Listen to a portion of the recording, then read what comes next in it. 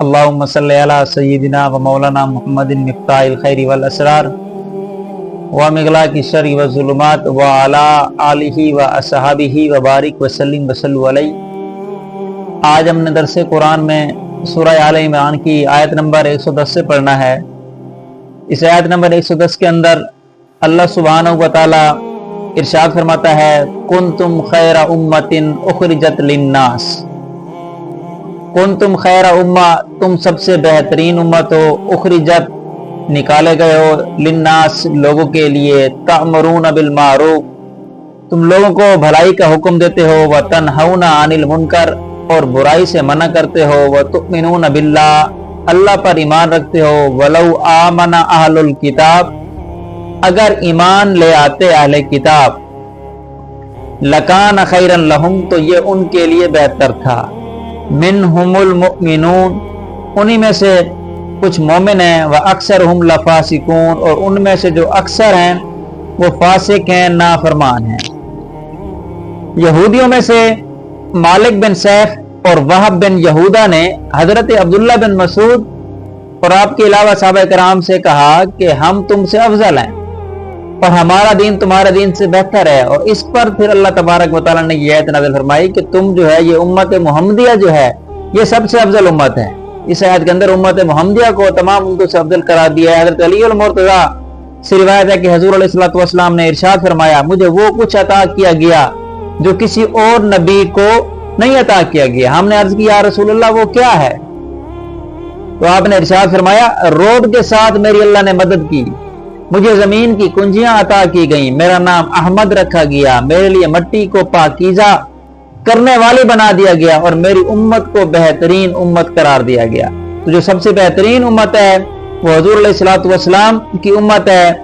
کیونکہ یہ بہترین امت ہے اس لیے امت کا اتفاق اور اتحاد بہت بڑی دلیل شرعی ہے، جو اس سے ہٹ کر چلے گا وہ گمراہی کے راستے پر ہے۔ ترمذی شریف کے اندر ہے، حضرت عبداللہ بن عمر رضی اللہ تعالی عنہما سے روایت ہے کہ حضور سرور کائنات صلی اللہ تعالی علیہ وآلہ وصحبہ وبارک وسلم نے فرمایا اللہ تعالیٰ میری امت کو گمراہی پر جمع نہ کرے گا، اور اللہ تعالیٰ کا دست رحمت جو ہے وہ جماعت پر ہے، اور جو جماعت سے جدا ہو گیا وہ دوزخ میں گیا۔ ترمذی شریف کے اندر یہ حدیث پاک بیان کی گئی ہے۔ اس کے علاوہ اگر ہم قرآن مجید کے اندر دیکھیں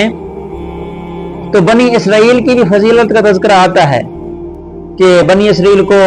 تمام جہان والوں پر فضیلت دی گئی، تو اس سے مراد ان کا افضل ہونا ان کے زمانے کے وقت تھا، یعنی جو وقت تھا بنی اسرائیل کا اس وقت جو وقت چل رہا تھا ان تمام پر بنی اسرائیل کو فضیلت دی گئی تھی۔ ٹھیک ہے، اس طرح بعض یاد میں ہے کہ بنی اسرائیل کو بھی عالمین یعنی تمام جہانوں سے افضل فرمایا گیا ہے، تو وہ افضل ان کا ہونا جس زمانے کے اندر تھے جس وقت کے اندر تھے ان پر ان کی فضیلت فوقیت بتائی جا رہی ہے، باقی ان کی جو فضیلت ہے وہ امت محمدیہ پر نہیں ہے، بلکہ تمام امتوں میں سے جو حضور علیہ الصلوۃ والسلام کی امت ہے ان کا افضل ہونا یہ دائمی ہے۔ تو امت افضل امت ہونے کا تقاضا یہ ہے، اللہ تعالیٰ نے حکم دیا کہ نیکی کی دعوت دیں، کیونکہ اس میں فرمایا گیا ہے کہ تم سب سے افضل امت ہو، نکالے گئے لوگوں کے لیے، کیونکہ تم لوگوں کو نیکی کا حکم دیتے ہو اور برائی سے روکتے ہو۔ تو نیکی کا حکم دینا، برائی سے روکنا یہ مومن کی مسلمان کی ذمہ داری ہے، فرائض میں شامل ہے۔ حدیث پاک کے اندر آتا ہے کہ حضور علیہ الصلوۃ والسلام نے فرمایا، حضور علیہ الصلوۃ والسلام سے عرض کی گئی کہ لوگوں میں بہتر کون ہے؟ تو آپ نے ارشاد فرمایا اپنے رب سے زیادہ ڈرنے والا،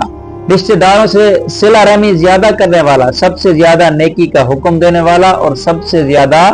برائی سے منع کرنے والا جو ہے سب سے بہتر ہے۔ یعنی لوگوں کو نیکی کا حکم دینا، لوگوں کو برائی سے روکنا یہ سب سے افضل کام ہے۔ اس آیت کے آخر میں فرمایا گیا ہے کہ اگر اہل کتاب بھی حضور علیہ الصلوۃ والسلام پر ایمان لے آتے تو ان کے لیے بہتر ہوتا، لیکن ان میں کچھ ہی ایمان لے کے آئے، جیسے کہ یہودی میں سے حضرت عبداللہ بن سلام رضی اللہ تعالیٰ عنہ اور ان کے ساتھی، اور عیسائیوں میں سے حضرت نجاشی اور ان کے ساتھی رضی اللہ تعالیٰ عنہ۔ اس کے برعکس یہود و نصارہ کی اکثریت نے اسلام قبول نہ کیا۔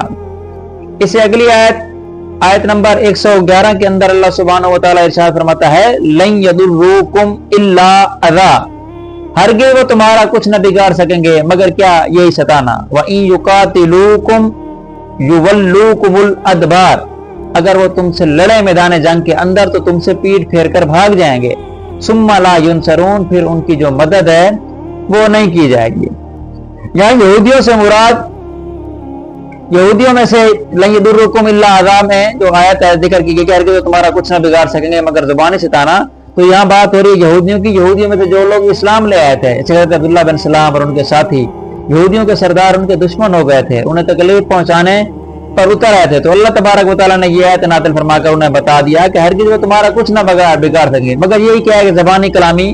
ستانا. لیکن اللہ تعالیٰ نے ایمان والوں کو مطمئن کر دیا کہ زبانی طعن و تشنیع، زبانی دھمکیوں کے علاوہ یہ ان مسلمانوں کو کوئی تکلیف نہیں پہنچا سکتے. یعنی زبانی کلامی تو یہ باتیں کرتے رہیں گے لیکن یہ حقیقت میں تمہارا کوئی نقصان نہیں کر سکتے، تمہارا کچھ نہیں بگاڑ سکتے، یہ خالی ان کی دھمکیاں ہیں. تو تم ثابت قدمی اختیار کرو، اگر تمہارا میدان جنگ میں بھی ان سے مقابلہ ہو جائے تو تمہارے مقابلہ نہ کر سکیں گے بلکہ پیٹ پھیر کر بھاگ جائیں گے.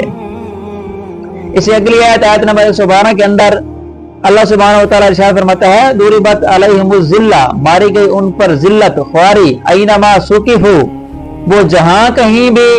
ہوں امان نہ پائیں گے، الا مگر بحبل من اللہ، مگر اللہ کی ڈور، وحبل من الناس، اور لوگوں کی ڈور، وباؤوا بغضب من اللہ، اور وہ لوٹے سزاوار ہوئے اللہ تعالیٰ کے غضب کے، غضب الہی کے سزاوار ہوئے. وضربت علیہم المسکنہ، اور ان پر محتاجی جما دی گئی، مار دی گئی ان پر محتاجی، ذالک بانہم، یہ اس لیے کہ کانوا یکفرون بآیات اللہ، جو اللہ تعالیٰ کی آیاتوں کا انکار کرتے، کفر کرتے اللہ تعالیٰ کی آیاتوں سے. ویقتلون الانبیاء، اور انہوں نے انبیاء کو نہ حق قتل کیا، بغیر حق نہ حق، ذالک بما عصوا، یہ بدلہ اس کا، سزا اس کی جو انہوں نے نافرمانی کی، وکانوا یعتدون، یہ بدلہ ان کی نافرمانی کا اور حد سے بڑھنے کا. اس آیت میں بیان فرمایا گیا ہے کہ یہودیوں پر ذلت اور محتاجی جو ہے وہ لازم کر دی گئی، اور ساتھ ہی اس آیت میں استثناء بھی ہے الا بحبل من اللہ وحبل من النار، سوائے اس کے کہ انہیں اللہ کی طرف سے سہارا مل جائے یا لوگوں کی طرف سے سہارا مل جائے. استثناء کے آنے سے معنی یہ بن گیا ہے کہ یہودی ذلت و خواری کسی صورت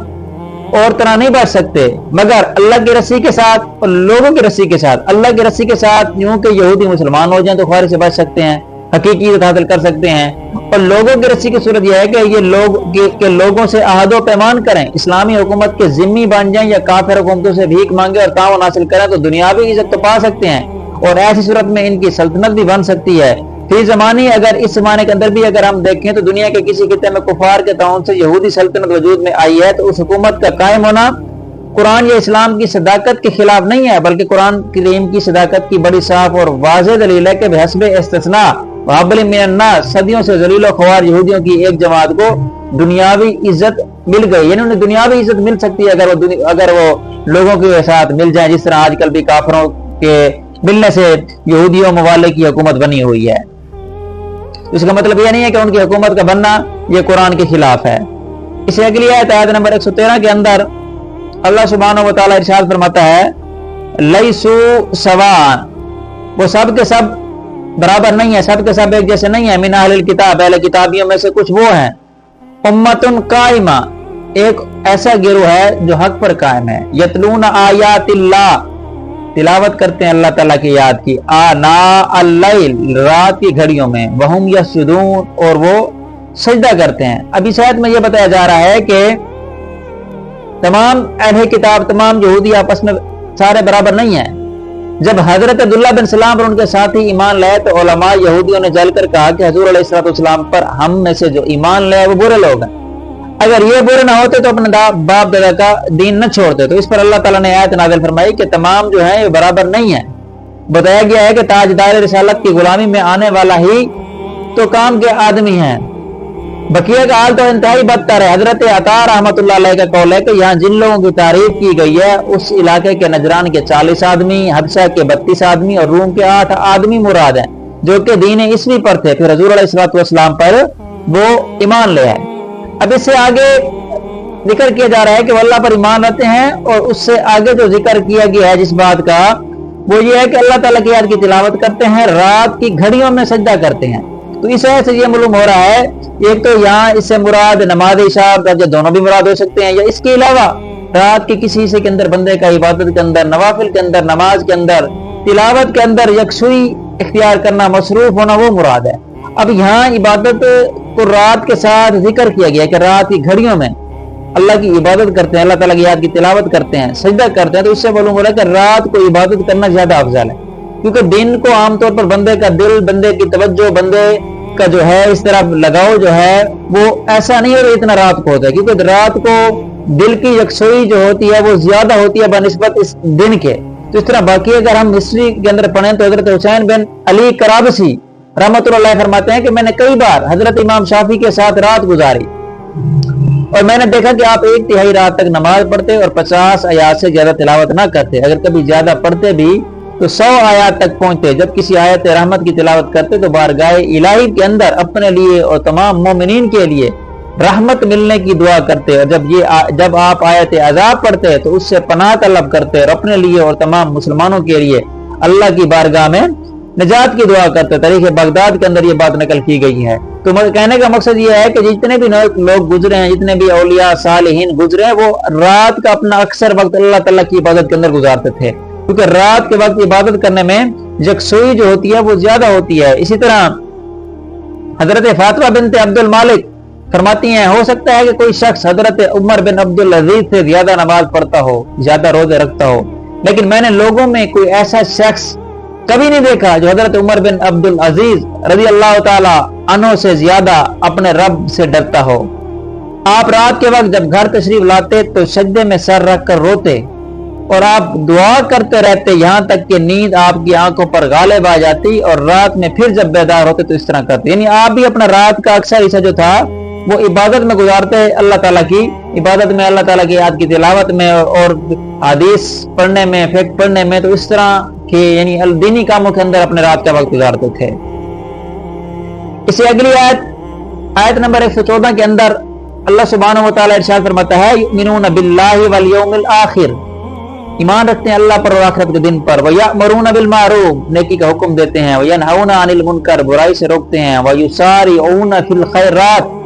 और दौड़ते हैं खैरात के कामों में, नेक कामों में, भलाई के कामों में, व उलाइका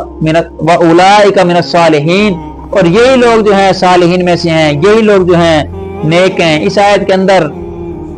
कुछ औसाफ बयान किया अल्लाह रब्बुल इज्जत ने कि एक तो रात को इबादत में क़याम करना, दूसरा नमाज पढ़ना, रात का एक हिस्सा इबादत में गुजारना, रात के वक्त कुरान की तिलावत करना, अल्लाह ताला और आखिरत पर कामिल ईमान रखना, नेकी का हुक्म देना, बुराई से मना करना, नेकियों में सबकत ले जाना, नेकी को इख्तियार करना। एक कामिल ईमान वाले के लिए भी यही औसाफ होने चाहिए, और ये औसाफ जो हैं कामिलीन लोगों के हैं, सालिहीन लोगों के हैं। तो एक मोमिन के अंदर ये औसाफ पाए जाने चाहिए। जब एक मोमिन के अंदर ये औसाफ पाए जाएंगे तो वो उसका शुमार जो है वो सालिहीन के अंदर हो जाएगा। इसे अगली